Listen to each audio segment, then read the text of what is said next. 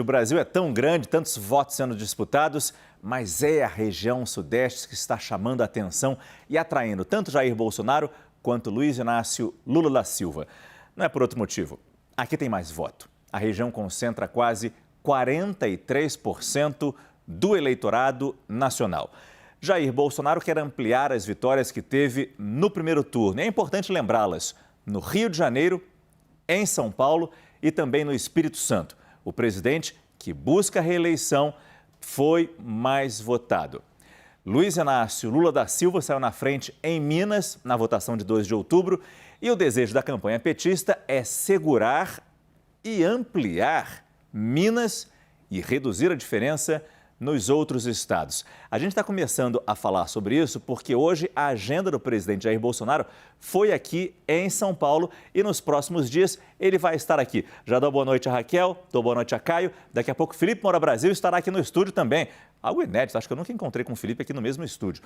Enfim, começando com a agenda, o dia de hoje de Jair Bolsonaro e seus compromissos de campanha.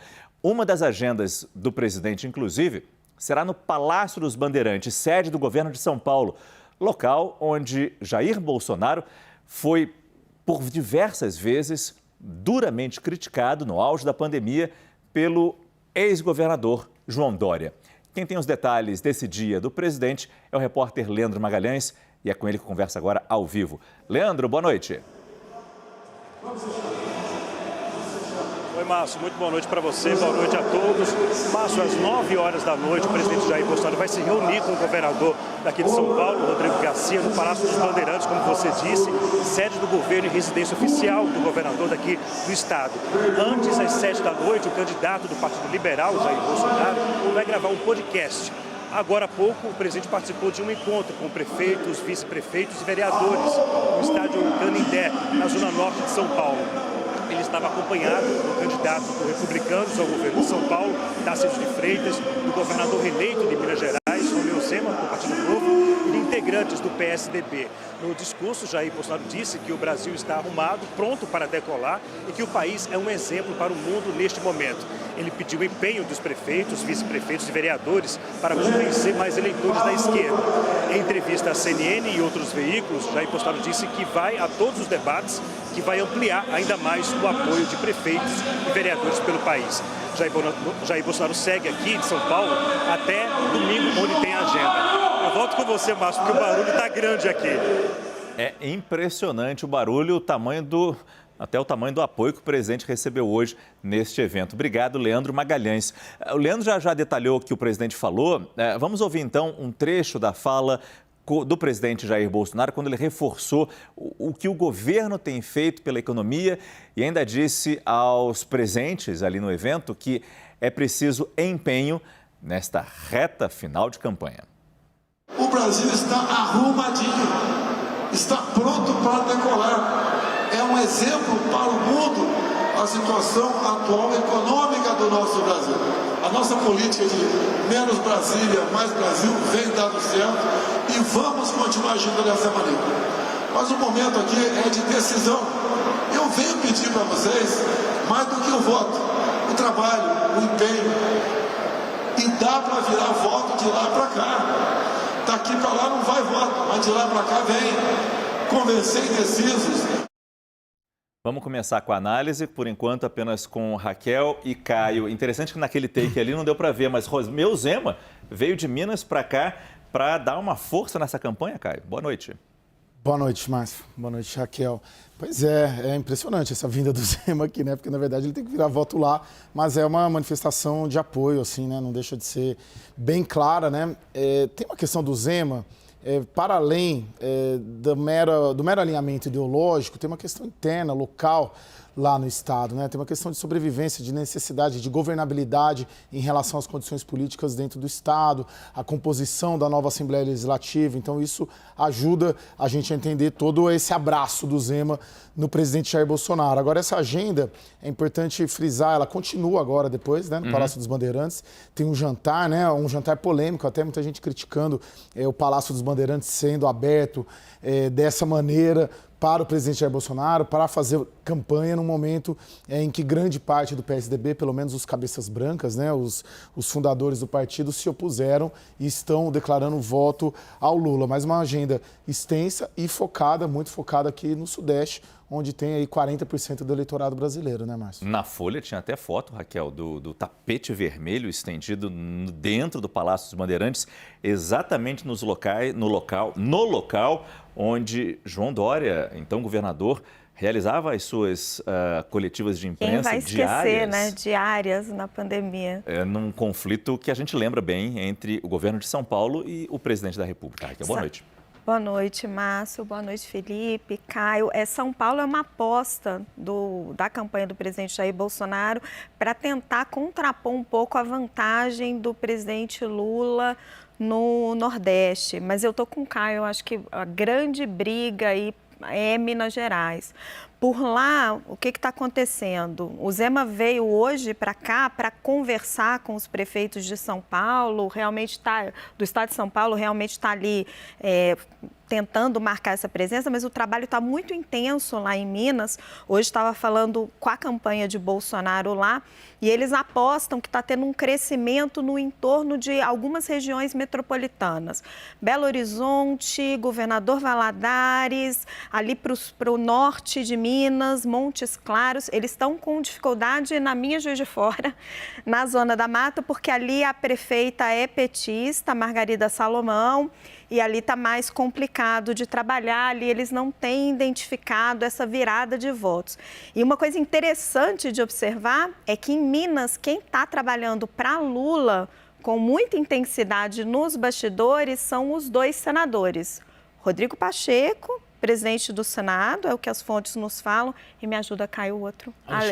Alexandre Silveira. Também muito aliado de Pacheco. E eu, conversando com as pessoas hoje, até fiquei na dúvida. Eu falei, nossa, mas Gilberto Kassab é o grande articulador da campanha de Tarcísio de Freitas aqui em São Paulo. E aí você tem dois senadores do PSD trabalhando para Lula em Minas. Mas me disseram que lá em Minas tem muito esse contexto também regional da desforra, já que Calil teve uma derrota aí fragorosa para Zema. E a sobrevivência A manutenção do Rodrigo Pacheco na presidência do Senado passa pela derrota do Bolsonaro. É muito difícil o Pacheco ser reeleito, presidente do Senado, se o Bolsonaro vencer. Exatamente. Ainda mais com essa configuração do Senado, que entrou muita gente bolsonarista, muito alinhada, ex-ministros, né?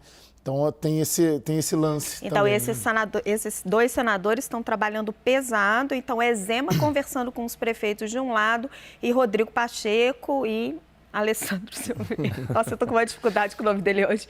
Trabalhando do outro, falando com os prefeitos. Colocar o Felipe nessa conversa. Opa, ele tá aqui hoje. Tô aqui. Felipe, boa noite. A gente viu ali Boa o noite, Zema. Márcio, me permite dizer o seguinte, com todo respeito ao Caio Junqueira, por que eu teria voltado ao Rio de Janeiro se os corintianos estão aqui para eu implicar com eles? Né? Eu tive que vir presencialmente celebrar a vitória do meu Flamengo.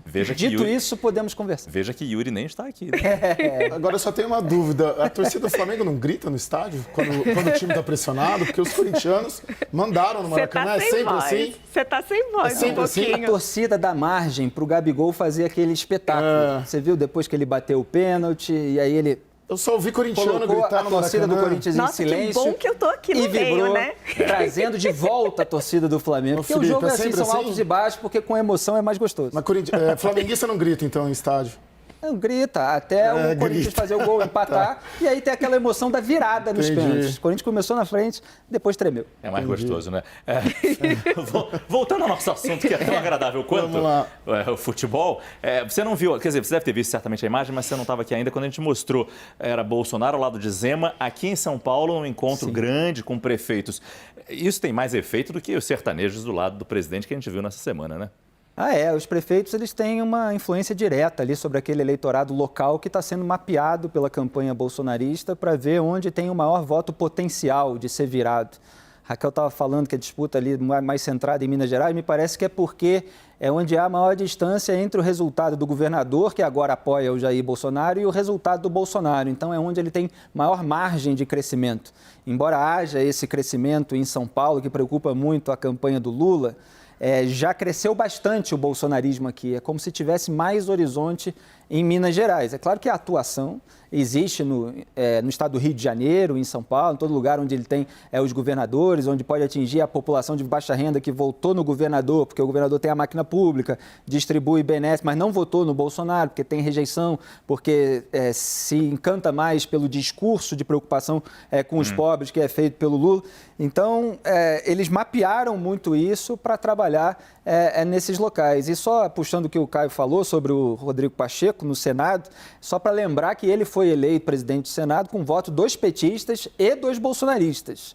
Às vezes eu até ironizava que ele era a figura encarnada ali do bolsopetismo, que o pessoal brinca nas redes sociais. Naturalmente, quando você tem mais bolsonaristas eleitos no Senado, eles podem querer alguém mais fiel a eles, porque o Rodrigo Pacheco é bem ensaboado, é aquele que acena para um lado, acena para o outro, tem aquela voz bem institucional, e os bolsonaristas dominando a casa, eles vão querer alguém mais associado a eles. Agora, o Felipe traz essa informação que é importante. Aqui em São Paulo, no primeiro turno, Bolsonaro conseguiu 47,7% dos votos válidos.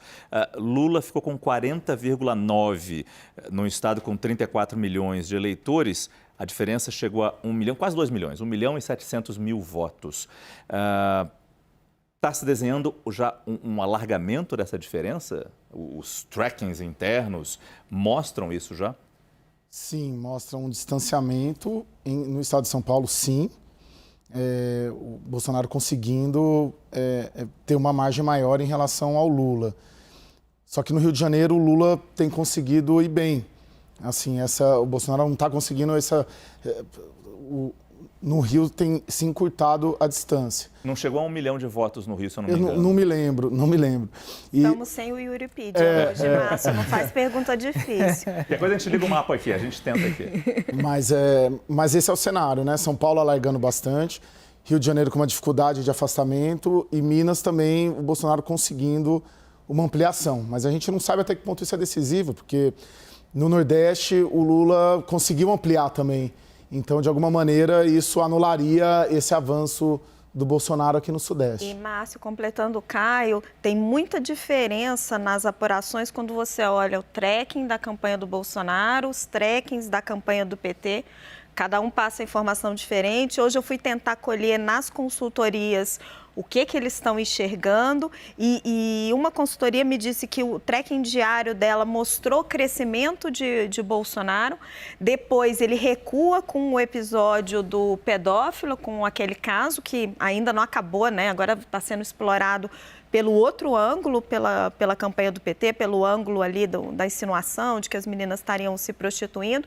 E segundo essa consultoria, Bolsonaro ainda não conseguiu se recuperar desse baque. Ele teria voltado um pouquinho e o efeito ainda não se dissipou. Quando você fala na campanha do Bolsonaro, eles dizem que não, que isso já estaria passado e o efeito já estaria difuso, mas está muito difícil para ter um quadro mais concreto de como é que está evoluindo essa intenção de voto. Desculpa, Raquel, só te cortar aqui e mostrar exatamente no Rio de Janeiro a diferença. 1 milhão de votos, menos de 1 milhão de votos entre Lula e Jair Bolsonaro. Lá, essa ampliação que a gente vê em São Paulo não estaria acontecendo? Não. Lá o Lula consegue... estaria tendo uma mobilização muito forte para o Lula lá também. Então, é o estado dos três onde esse distanciamento não estaria ocorrendo. E aí tem o Nordeste, que o Lula tem conseguido ampliar essa diferença, até por conta de declarações do presidente Jair Bolsonaro no começo do segundo turno, né? Então, um aumento anula o outro, uma região anula a outra, mas isso também não é tão matemático e tão simples assim. Nas duas campanhas, o que a gente sente é que o jogo está aberto, o resultado é imprevisível, o que se sabe é que quem ganhar vai ganhar por uma margem muito pequena. Tem muita gente falando muita gente apostando numa margem inferior a 1 milhão de votos, uma diferença. Então pode dar aí 500 mil votos, 700 mil votos, 300 mil votos. Ou seja, o país vai ser dividido. Isso a gente pode cravar de qualquer maneira, mais do que já está, né? Mas você disse que no Nordeste está se conseguindo segurar. As pesquisas que saíram anteontem e ontem mostravam uma redução na vantagem de Lula entre a população que, por exemplo, recebe Bolsa Família. Até que ponto os auxílios, neste momento, que a gente sabe como está A economia está sendo usada, não no mau sentido, querendo usar aqui a palavra usada, mas está sendo utilizada, para ficar menos ruim, para atrair esse eleitor mais dependente do Estado, né, Felipe? Mas eu sempre digo que Jair Bolsonaro perdeu uma grande oportunidade de cultivar isso ao longo dos 4 anos. Mas em cima da hora, nesse momento, pós-pandemia, um momento de dificuldade de muita gente, aprovou ali a PEC kamikaze, também chamada PEC do desespero eleitoral, e foi chegando esse Auxílio Brasil turbinado nessas últimas semanas antes da eleição. O Lula queria ganhar no primeiro turno justamente por medo dessas novas rodadas do Auxílio Brasil, do uso da máquina pública nesse mês, e era um medo, como a gente apontou aqui no programa, que tinha base na realidade. E a gente está vendo isso agora com o crescimento do Jair Bolsonaro, porque há indicadores econômicos que estão melhorando, não é tudo que está melhorando, os alimentos ainda estão caros, o próprio preço dos combustíveis não é essa maravilha toda, você tem projeção de aumento dos gastos para o ano que vem, não se sabe ainda de onde vai sair o dinheiro para manter em R$600, mas você tem algum tipo de melhora e essa energização da campanha bolsonarista com o resultado do primeiro turno.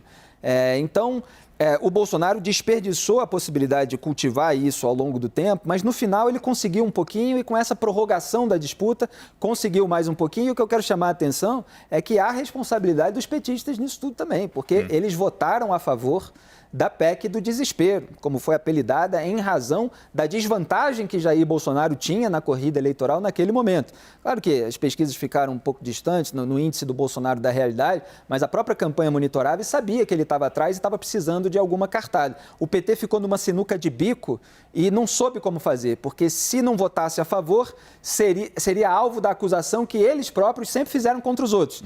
Você não está a favor porque você é contra os pobres, você não quer ajudar os pobres, etc. E se votasse a favor, corria o risco do Bolsonaro crescer. E é o que está acontecendo agora, mas está acontecendo com essa disputa acirrada. Também não tem uma mega vantagem para nenhum lado. Ainda falando de economia, o Caio nos traz uma informação que pode ser bastante importante neste momento, até em cima do que o Felipe nos traz desse pacote de bondades que estaria sendo lançado nesse momento pelo governo federal. O ministro da Economia, Paulo Guedes, afirmou que vai retomar o reajuste dos funcionários públicos e dar aumento real para o salário mínimo e aposentadorias já a partir de janeiro do ano que vem. Claro, se houver vitória do presidente Jair Bolsonaro. A declaração do ministro foi feita ao Caio, diretamente, né, Caio? E a gente está com essa reportagem aqui, está no nosso site. Se você quiser ter informações, é só ir direto lá no cnnbrasil.com.br. O que ele falou para você, Caio? Bom, vamos lá, uma conversa hoje pelo telefone hoje de manhã. O que ele disse, né? Ele disse que, primeiro, esse reajuste do funcionalismo que foi congelado neste governo seria retomado, caso o presidente Jair Bolsonaro vença. Política de valorização do salário mínimo também, ele disse que estão estudando uma correção acima da inflação, uma correção real, né? Um aumento real tanto do salário mínimo quanto das aposentadorias. Só que é importante a gente pontuar, né? Estamos a 9 dias da eleição, essas bandeiras são bandeiras históricas do PT e do Lula. Quando o ex-presidente Lula foi presidente da República, implementou uma política real de valorização do salário mínimo, né? Foi o Lula, né? Não Sim. Foi a Dilma, né? Sim. E também o funcionalismo público é uma base importante do petismo. Então a gente também não pode ser assim, olhar, claro, é uma conversa, um ministro de Estado, um ministro importante, coordena toda a economia, não só deste governo, como da campanha à reeleição, as ideias econômicas, mas a gente também tem que contextualizar, inserir nessa realidade do nosso redor de uma disputa eleitoral acirradíssima e de que o que ele nos disse é o que o candidato da oposição já fez, né? E diz também que fará, né? Só para a gente pontuar essas declarações no nosso contexto aqui. Até que ponto vai ser possível fazer isso, Raquel? Eu digo até jogando para 2023, sabendo que não será um ano fácil. Márcio, governar é escolher prioridades, né? Se o Jair Bolsonaro ganhar, ele vai ter que escolher entre o orçamento secreto e fazer várias coisas que ele quer fazer. Agora, o que me chama atenção no que o Caio está falando é a guinada que o ministro Paulo Guedes dá no próprio pensamento de política econômica dele na véspera da eleição. Porque o ministro Paulo Guedes sempre defendeu e ele conteve durante todo esse período o reajuste do servidor público e realmente isso ajudou a segurar um pouco as contas públicas. A gente deve fechar o ano, apesar da pandemia, é provável a gente fechar com superávit. E ele até chamava isso da reforma fiscal, reforma administrativa invisível. Eu tenho muitas reticências a esse termo, porque eu acho que uma reforma administrativa é muito maior do que isso. Mas é uma imagem que ele gosta muito de usar. Ele foi muito pressionado este ano para dar um reajuste para os servidores e não deu. Agora já tem uma previsão de dinheiro para o orçamento do ano que vem, se não me engano, fui até checar isso hoje, se não me engano, um pouco mais de 10 bilhões de reais para dar um reajuste pequeno para os servidores públicos diante da pressão que ele sofreu. O aumento do salário mínimo real no governo do PT era uma política de desigualdade de renda, porque como você tem aposentadoria, BPC, que é o benefício de prestação continuada, muita coisa indexada no salário mínimo, o petismo sempre usou o aumento real do salário mínimo para reduzir a desigualdade. E foi uma política efetiva, porque realmente você aumentava a renda dos mais pobres além do que se aumentava a renda dos mais ricos. E o ministro Paulo Guedes sempre foi contra isso, porque o lado negativo disso é a indexação da economia. Você gera um efeito em cascata nas contas públicas, porque muita coisa já é indexada no salário mínimo. Então, ele, na reta final da campanha, ele vem sendo criticado até por conta do orçamento que mandou para o Congresso, que não prevê Auxílio Brasil de R$600, que corta dinheiro para a creche, para uma série de coisas para manter o dinheiro do orçamento secreto, ele vem sendo muito criticado e está aí fazendo um monte de promessas para o ano que vem que vão contra o pensamento e a filosofia liberal dele próprio. A relação que a Raquel faz é interessante. Ela fala em 10 bilhões para um reajuste pequeno ali do salário dos servidores e o orçamento secreto é de 19 bilhões previsto para o ano que vem. Exatamente, 16 bilhões e meio nesse ano e 19 bilhões no ano que vem, sinal de que isso ainda pode aumentar cada vez mais, porque é o que vem acontecendo nos últimos anos. Começou ali por volta dos 15 bilhões. Né, Márcio? O que eu acho engraçado é que nessa reta final de campanha o bolsonarismo vai abarcando pautas do petismo e o petismo vai enfatizando certas posições que são defendidas pelo bolsonarismo. O pessoal já está começando a brincar de que daqui a pouco o Lula está fazendo arminha, né? E o Bolsonaro, sei lá, está defendendo a Venezuela. É claro que é uma ironia, mas eles estão ficando cada vez mais parecidos. Eles já têm diversas similaridades, tem o discurso populista, um nós contra eles de cada lado, ambos têm um histórico de atos patrimonialistas, essa indistinção entre aquilo que é público e que é privado. Tem uma militância muito aguerrida, há muitas vezes desinformação de ambos os lados, mas havia algumas pautas que separavam os segmentos do eleitorado que cada grupo buscava atingir. Como existe esse caminho natural no segundo turno das campanhas para o centro, começa a haver esse tipo de movimento, de apelo. E assim, pode ter um lado bom para o eleitorado médio, né? Vamos chamar assim, que o pessoal da esquerda, se o Bolsonaro for eleito, de repente vai ter algumas bandeiras. Então, por exemplo, o funcionalismo, que em boa parte detesta o governo, porque a gente vê diversas manifestações, e o Paulo Guedes, com algumas declarações dele, acabou turbinando isso, pode achar menos mal que haja um tipo de reajuste, etc. Mas precisa ver se isso vai acontecer na prática, né? Porque, por enquanto, é promessa feita no final da campanha para tentar amenizar o desgaste, conquistar algum pontinho para ver se isso vai ser emplacado depois. É que a gente sabe que é difícil, mas o funcionalismo está há bastante tempo já sem receber reajustes, né, Raquel? Tem esse debate, né, Márcio? Porque a gente teve uma grande pressão inflacionária, os servidores públicos não tiveram reajuste, então eles demandam o reajuste, tem a sua parcela de razão, só que quem argumenta o contrário diz que eles foram uma fatia beneficiada durante a pandemia porque tem estabilidade, estabilidade do emprego, coisa que quem trabalha na iniciativa privada, particularmente os mais pobres que estavam na economia informal, não tiveram e sofreram demais na pandemia. Então, é um debate grande esse daí.